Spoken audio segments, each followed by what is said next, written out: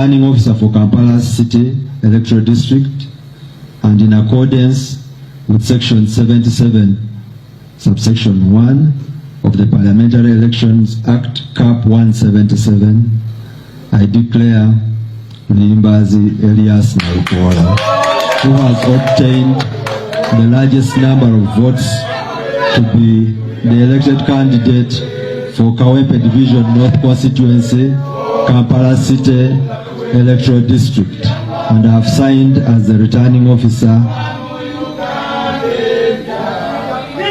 Congratulations, Omukulu Honorable Luyimbazi Nalukola. Obunkenke bwabadde bw'amaanyi nnyo mu kubala obululu, n'ensasage yabadde y'amaanyi nnyo paka ekiro zaabadde ssaawa 6 we baalangiridde Omukulu Honorable Luyimbazi Nalukola okubeera nga yawangudde constituency ya Kawempe North mu by elections ezabaddewo ez'okujjuza ekifo eky'omugenzi Honorable Segirinya Muhamade eyafa. Okusinza mu mateeka omuntu waafa wadde wabulayo omwaka gumu okubeera nga tulonda general elections, naye mwana wattu ekifo ekyo kiba kirina okubeera nga omuntu oyo addamu, then so that abantu b'e Kawempe North babeera bakiikirirwa. Bingi nnyo ebyabaddewo.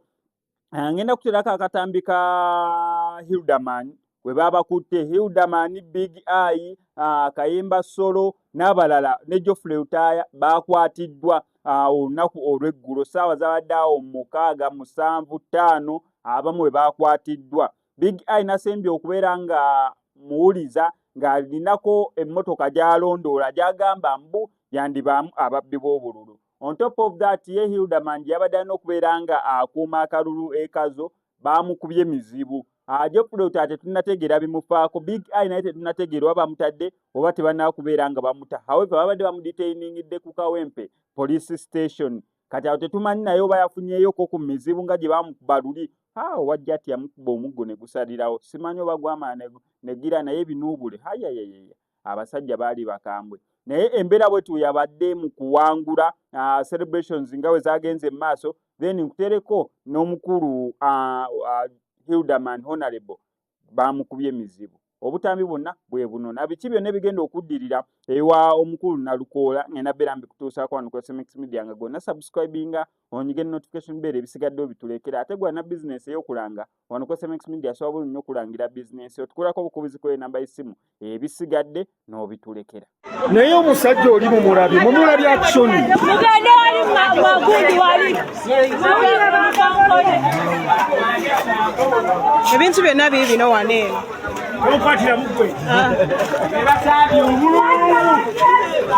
This is Kazangola polling stations, yeah? This is what they have done here. Kazangola is on fire. These guys, those are so much about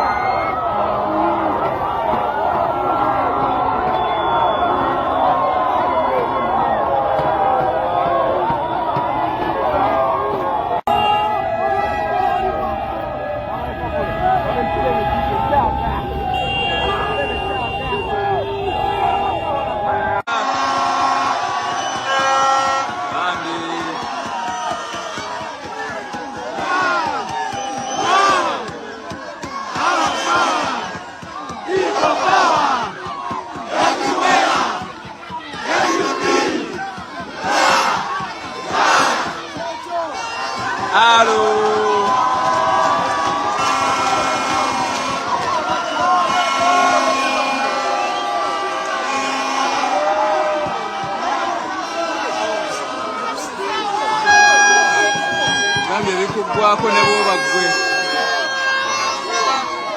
omuzeyi wa Nalukola, omuzeyi wa kanso Nalukola yali musajja wena. Oza kyekiganyisiza okuba nti olunaku olwalira akaluluko tulabanga tekanze bagenda mu kooti ebisingawo kooti ejja kulamula ebisingawo.